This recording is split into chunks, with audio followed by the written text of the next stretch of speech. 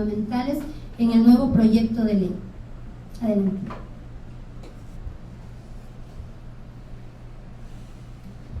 Muy buenas noches, queridos amigos y amigas, y un especial saludo, un cordial saludo y un fuerte abrazo a nuestros hermanos y hermanas migrantes que están en el extranjero, en este caso en los Estados Unidos de Norteamérica.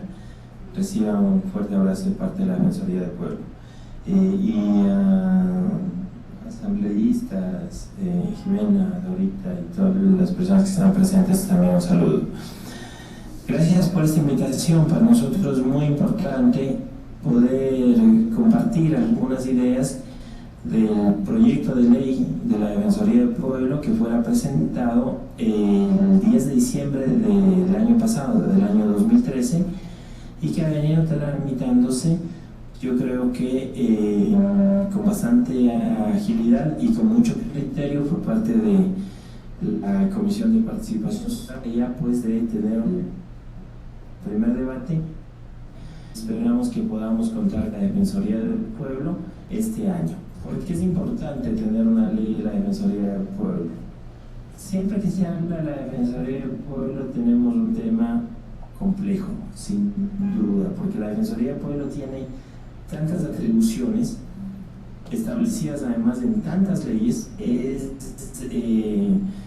ciertamente difícil tener atribución en una ley que es del año 97, la que nos rige a el pueblo es del año 97, es decir, es anterior a la Constitución del 98, y esto sin duda alguna implica que tenemos que adecuar la ley a la nueva normativa constitucional, que incluso, como ya voy a tener posibilidad de mencionarlo, establece nuevas competencias para la Defensoría del Pueblo.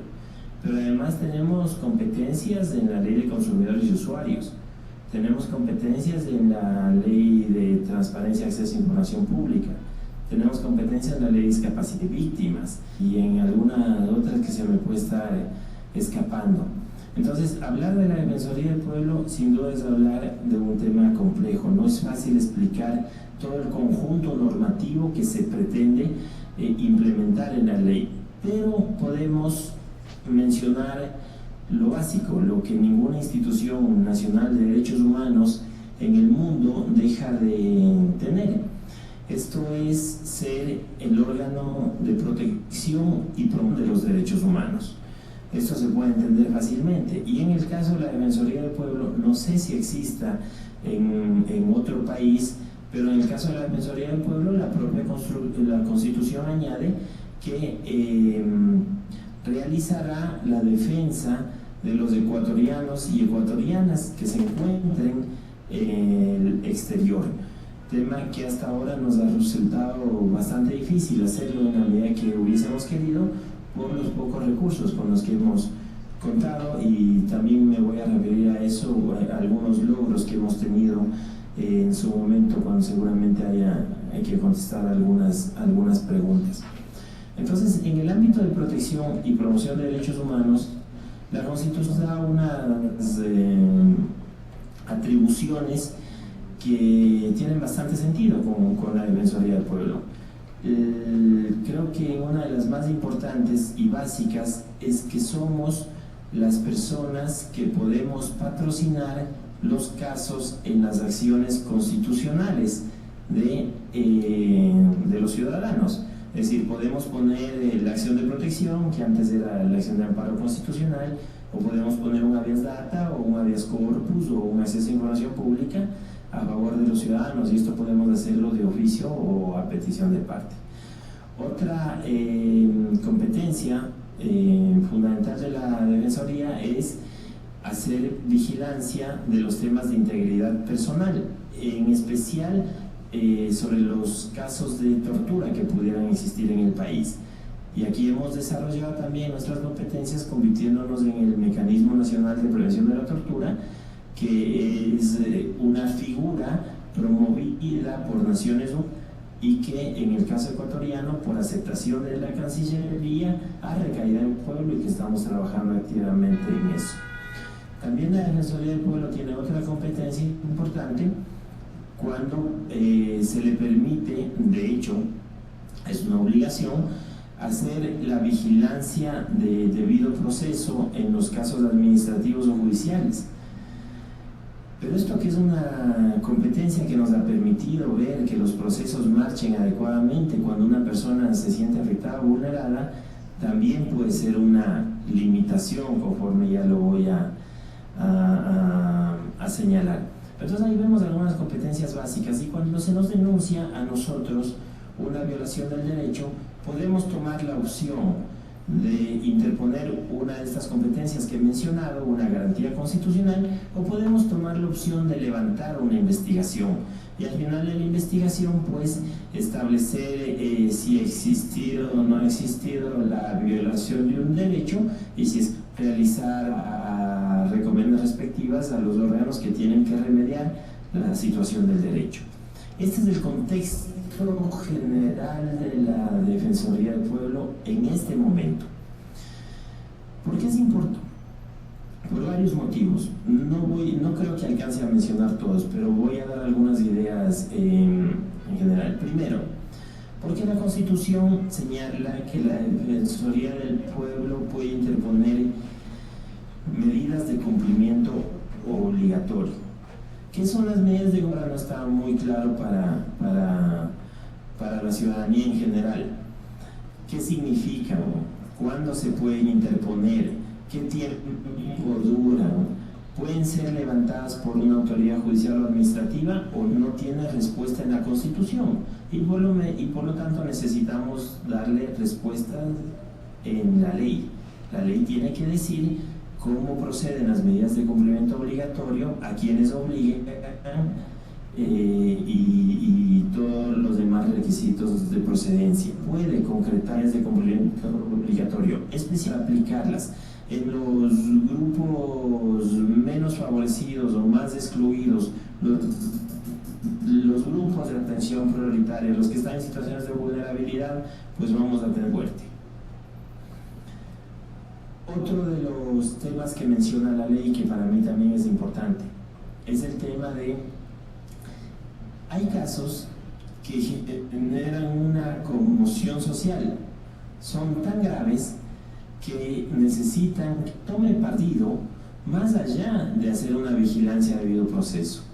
Por ejemplo, estamos hablando de los casos de las personas desaparecidas, o estamos hablando de los casos en donde la vulneración del derecho la sufre un ente de violación, delitos de lesa humanidad.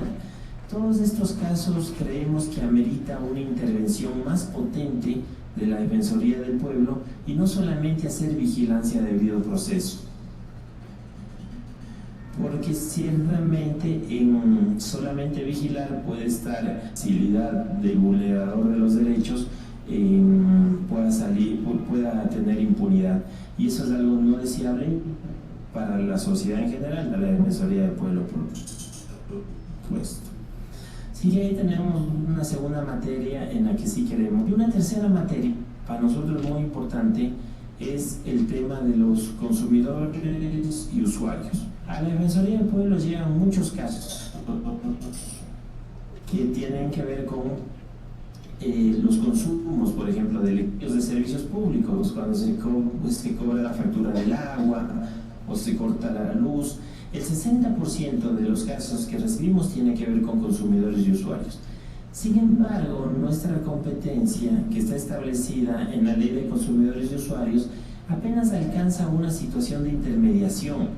No nos da fuerza realmente para lograr que las partes que solucionen su problema, el que es presentado a la Defensoría, cumplan con esto, que se sientan obligados, que tengamos una Defensoría del Pueblo que obligue a las empresas, a las compañías, a los de los servicios, a que den un servicio con calidad, que den un servicio en los mejores términos del que se merece la ciudadanía. Esa fuerza todavía no la tiene la Defensoría del Pueblo. Esto en cuanto a los temas generales en el ámbito nacional, pero sin duda que esta conferencia debe generar una expectativa con respecto al ámbito internacional, y es importante decir lo siguiente: la Defensoría tiene tres de realidad, las tres son mujeres en el exterior. Una de ellas nos acompaña, Amanda Merritt. Mandy está aquí con nosotros en Estados Unidos y tiene una sede en Houston. Otra delegada está en Italia con sede en Roma y otra delegada está en España con sede en Madrid. Son las 3 delegadas que existen en la Defensoría del Pueblo. Dicho sea de paso, estas delegaciones no existen desde que llegué yo al puesto hace 2 años y medio, sino desde en Italia ha permanecido muchos años en el puesto. No fue nombrada por mí, y Amanda tampoco fue nombrada por mí, pero ellas han continuado en el puesto por la gran labor que vienen efectuando. Pero por supuesto, si ustedes me van a preguntar lo que es obvio, en el sentido de que si consideramos que 3 delegadas en el exterior es suficiente, no lo es, sin duda alguna no lo es. Además, con un añadido: la Defensoría del Pueblo hasta la fecha actual no ha tenido protocolos o normativa clara con respecto a cuál tiene que ser su actuación en las delegaciones en el extranjero. Recuérdese que hace algún tiempo teníamos ¿cómo se llama la institución? La CENAMI, gracias Dorita. Hace un tiempo teníamos a la CENAMI actuando en el extranjero. Sus atribuciones, no sé si todas las asumió el Viceministerio de Movilidad. Está el Ministerio de Relaciones Exteriores, que tradicionalmente ha tenido presencia en el extranjero, y la Defensoría del Pueblo. Y no es claro todavía con respecto a cuáles son las competencias y las atribuciones que corresponden a cada uno. ¿Cuándo actúa la Defensoría del Pueblo? ¿Cuándo actúa un cónsul? ¿En qué situaciones una persona está privada de libertad? Nosotros entendemos que actuamos nosotros en cuanto exista vulneración, porque ese es el ámbito natural de nuestro trabajo, hacer la protección de los derechos humanos. Pero esto aún no ha podido ser establecido en una norma, y yo creo que es importante continuar desarrollando la norma, al menos para garantizar, porque no existe hasta el momento, que la presencia de los delegados y delegadas en el extranjero pueda garantizarse por ley, saber qué tratamiento les vamos a dar y tratar de ampliar los equipos de trabajo. Esto sí se puede hacer administrativamente. De hecho, yo creo que tengo que darles la noticia de que hace algunos meses me fue aprobada una reestructura, parte de una reestructura de la institución, en la que se me permitía ampliar los delegados en el extranjero. Entre una de estas localidades, poder poner una delegación de la Defensoría del Pueblo en Nueva York. Lamentablemente, esta resolución del Ministerio de Relaciones Laborales aún no ha contado con el visto bueno del Ministerio de Finanzas, que es quien tiene que asegurar los fondos para poder garantizar el servicio de esta delegación.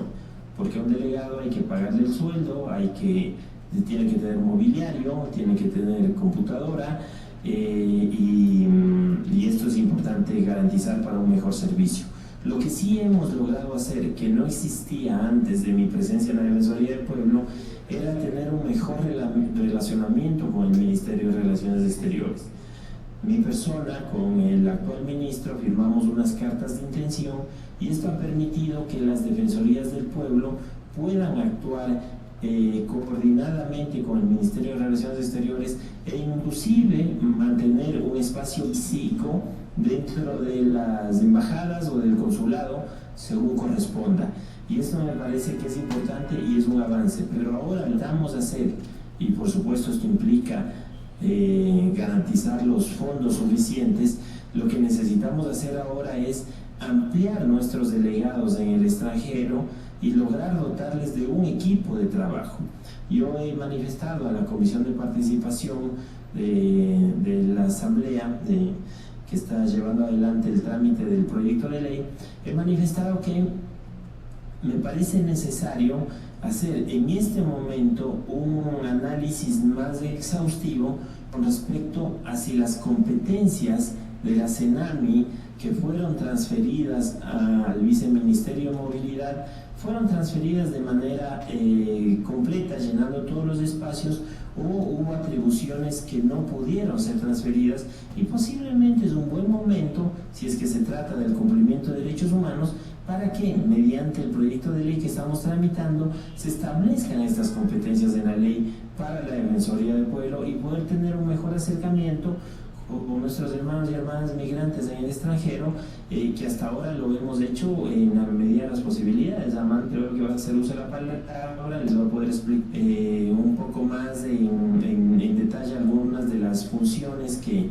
realiza la Defensoría del Pueblo, pero sin duda, más allá de la atención que damos, también tratamos de abrirnos espacios en los temas de promoción de derechos, en los de capacitación, para lo cual todavía no hemos tenido la capacidad suficiente de hacerlo, y es una aspiración de la Defensoría del Pueblo. Me parece a mí que en términos generales, queridos asambleístas, esto es como lo más importante por plantear para conocimiento de la gente, pero sin duda quedo a disposición de nuestros compañeros las preguntas, absorber todas las preguntas e inquietudes que sean necesarias. Les agradezco mucho por la atención. Muchas gracias al defensor del pueblo, doctor Ramiro Rivadeneira.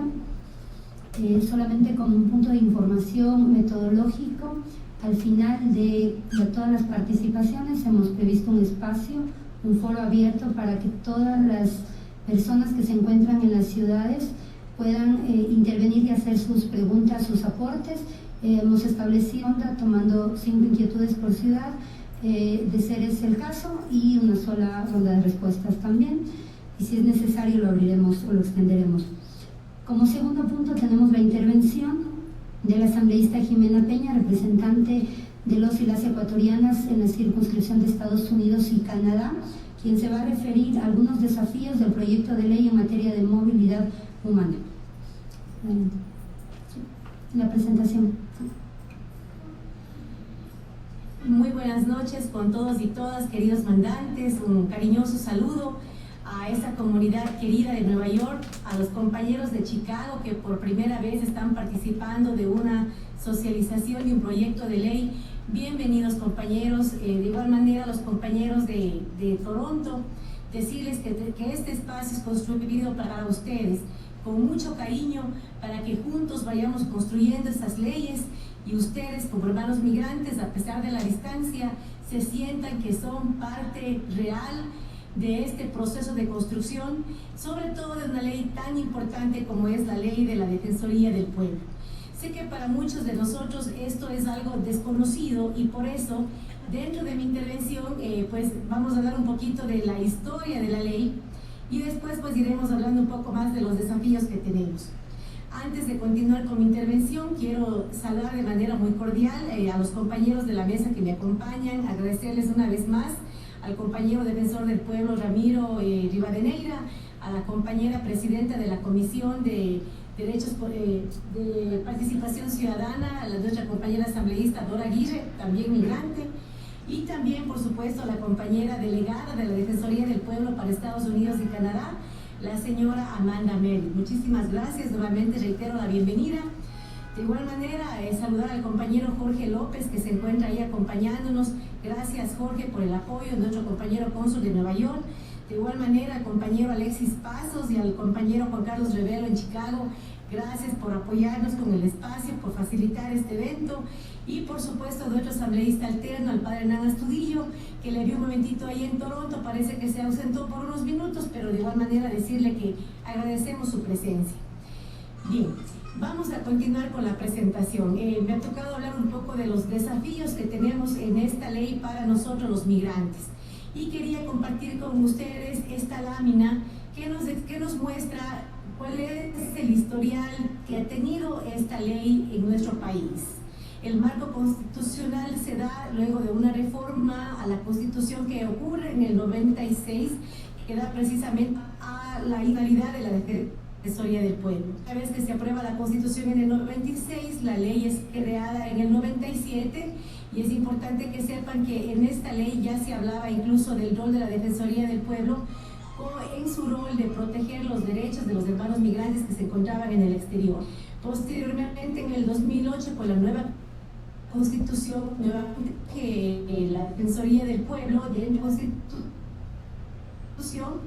algo muy importante de mencionar, pues Constitución, la aprobación se crea la Comisión de Transparencia y que es precisamente donde de la que forma parte. Esto fue una intención fuerte de nuestros asambleístas constituyentes de darle ese respaldo a una institución tan importante para nosotros como es la Defensoría del Pueblo.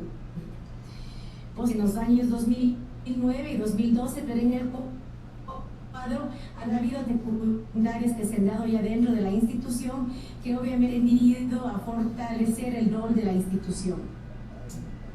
Les comento una pequeña parte también. ¿Por qué en el 96 se crea la Defensoría del Pueblo?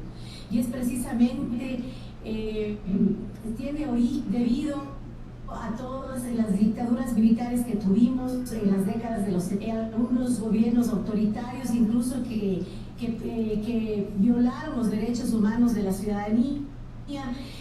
Pues se dividió en América Latina e incluso en Europa también tenemos países que contemplan la figura de la Defensoría del Pueblo, y obviamente nuestro país recoge esta necesidad de la ciudadanía de tener una instancia que precautele sus derechos fundamentales a través de una institución como lo es la Defensoría del Pueblo, una institución autónoma, independiente, cuyo rol principal es velar por los derechos fundamentales de los ecuatorianos dentro y fuera del país. Aquí les comparto dos artículos de la Constitución que se refieren específicamente al tema de la Defensoría del Pueblo. Tenemos en el artículo 214 y 215. En el 214, como pueden ver, me voy a permitir dar lectura. La Defensoría del Pueblo será un órgano de derecho público con jurisdicción nacional, personalidad jurídica y autonomía administrativa y financiera. Su estructura será desconcentrada y tendrá delegados en cada provincia y en el exterior. Efectivamente, como lo mencionó Ramiro, exterior, que es la compañera Amanda Merrill, quien posteriormente compartirá con ustedes experiencias sobre lo que ha sido su representación en la circunscripción de Estados Unidos y Canadá. También tenemos el artículo 215, que es donde habla de que la Defensoría del Pueblo tendrá como funciones la protección y tutela de los derechos de los habitantes del Ecuador y la defensa de ustedes, compatriotas migrantes que se encuentran en el exterior. De esta manera podemos explicar la importancia que tiene la Defensoría del Pueblo para nosotros, ya que es una institución que está precisamente para velar por los derechos de los ecuatorianos dentro y fuera del país. De igual manera, yo creo que es importante rescatar que nosotros, al ser migrantes, nuestros derechos se ven especialmente vulnerados, sobre todo ustedes, compatriotas que radican en Estados Unidos, al carecer de un estatus migratorio que garantiza sus derechos. Obviamente el rol de la Defensoría en el exterior debe ser fortalecido. Vamos a seguir avanzando con la presentación. Algunas precisiones en materia de movilidad humana. Obviamente, al tener la Defensoría, una delegada está relacionada muy fuertemente con nosotros los migrantes. Y obviamente hay que hablar un tema también del fenómeno de la movilidad humana. Nosotros como migrantes sabemos lo que esto significa, y dentro del país, les comento, compatriotas en el exterior, de pronto movilidad humana nosotros entendemos de acuerdo a nuestra necesidad que somos solamente nosotros, pero es importante ver al fenómeno de la movilidad humana como una realidad social amplia que obviamente los embarca a ustedes como inmigrantes, pero también embarca a los compatriotas de diferentes países que han inmigrado al país, y también, por ejemplo, a fenómenos sociales que se dan fuertemente, como es la trata de personas, el tráfico de hermanas y de hermanos migrantes, que también son considerados dentro de esta definición amplia de lo que es la movilidad humana. Por tal motivo, necesitamos también soluciones amplias, transversales e integrales. No podemos creer que solamente con la creación de un viceministerio vamos a dar respuesta, por ejemplo, a la situación, a la problemática de la movilidad humana. Muy al contrario, yo creo que hoy más que nunca como migrantes hemos evidenciado la necesidad de tener un marco jurídico que nos ampare, y a su vez también de identificar aquellos marcos jurídicos, como en el caso de la Defensoría del Pueblo, que aunque no sea una ley directamente relacionada con el tema de movilidad humana, sí nos abre importantes oportunidades para canalizar ciertos artículos de la ley de la Defensoría del Pueblo que les permita atender de mejor manera las necesidades de los ecuatorianos en el exterior. Avancemos, por favor. Muy bien. Obviamente, como seguimos hablando de movilidad humana, la necesidad de que se protejan los derechos de los que han salido del país, pero también de los derechos de sus familias que se han quedado aquí en el país. De igual manera, aquí dentro del país tenemos un debate en torno a los hermanos que inmigran. Nosotros sabemos lamentablemente que a veces el haber emigrado a un país diferente nos sumerge en una situación de discriminación. Es importante también que nuestra sociedad ecuatoriana valore el tema de la movilidad humana y también considere a nuestros hermanos y hermanas migrantes no solamente como una amenaza, sino muy al contrario, como seres humanos que han venido a buscar una oportunidad y que tienen derechos a pesar de su condición migratoria. Sigamos adelante. Nuevamente, como habíamos mencionado, la movilidad humana es una situación social que requiere un marco jurídico específico, y es por eso que, como es de conocimiento de ustedes, el Viceministerio de Movilidad Humana, en colaboración de los compañeros y compañeras asambleístas del exterior, están ya trabajando en elaborar un primer borrador de lo que sería el Código Orgánico de Movilidad Humana. Sigamos avanzando. Bien, aquí tenemos algunos desafíos a este proyecto de ley en términos de movilidad humana. El compañero defensor del pueblo, Ramiro, nos ha dado una amplia explicación de todo lo que abarca la ley de la Defensoría del Pueblo. Sin embargo, al estar este taller de socialización dirigidos a ustedes en el exterior, me he permitido identificar aquellos desafíos que tienen que ver con nuestra situación migratoria. En ese sentido, me permito compartirles, por ejemplo, que es importante que en esta ley se aterrice la norma constitucional, el espíritu constituyente que tuvo, digamos, pues que fue recogido en la Constitución del 2008. Específicamente estamos hablando del artículo 2 del proyecto de ley que se ha presentado.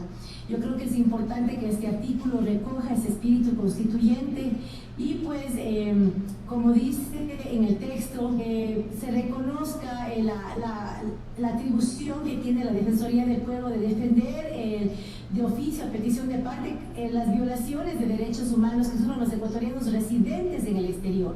Yo creo que este artículo, por ejemplo, ya fue incorporado en la ley de 1997. Yo creo que, dado nuestro marco constitucional, es importantísimo que ese artículo, esa parte del artículo refiere a los residentes en el exterior, se vuelva a recoger dentro de las atribuciones de la ley de la Defensoría del Pueblo actual. De igual manera, creemos que es importante que se fortalezca el tema de la promoción de derechos que tenemos los ecuatorianos y oro. Lamentablemente, las distancias a veces a nosotros nos desconectan totalmente de la realidad acá del país y muchos de nosotros desconocemos nuestros derechos. Entonces es importante que la ley también contemple algún artículo o alguna línea que promocione precisamente los derechos y que dé la información necesaria a nuestra comunidad en el exterior. De igual manera, yo creo que es importante el tema de la institucionalidad y de las delegaciones en el exterior. Yo creo que es importante fortalecer el trabajo de los compañeros delegados en el exterior. Y ahí, obviamente, yo agradezco muchísimo el interés que el compañero defensor del pueblo ha manifestado ya sobre el tema. De hecho, nos acaba de decir que estamos en trámites para que tengamos uno adicional en nuestra circunscripción de Estados Unidos y Canadá, de manera específica en el estado de Nueva York. Vemos de muy buena manera esa iniciativa y esperamos pues de que en los días que vengan finalmente podamos tener ya un compañero que también trabaje de la mano con la compañera defensora del pueblo que se encuentra en este momento trabajando desde Houston. Continuemos, por favor. Muy bien, el tema de la coordinación también es sumamente importante. De hecho, tenemos en la actualidad una compañera delegada en Houston, pero yo creo que es importante también establecer dentro de la ley los mecanismos de coordinación que faciliten el trabajo de la delegada con el fin de que pueda articular o hacer seguimiento de todos los casos jurídicos que se dan en el exterior. Por ejemplo, nosotros tenemos casos diarios, a lo mejor usted, compatriota, tiene un juicio aquí en el Ecuador que por obvias circunstancias usted cree que no se le ha dado el debido proceso. Usted, por ejemplo, debería ponerse en contacto con la delegada del pueblo y pedirle a ella, darle la información que requiere, abrir el caso con la Defensoría para que ellos a su vez puedan hacer un seguimiento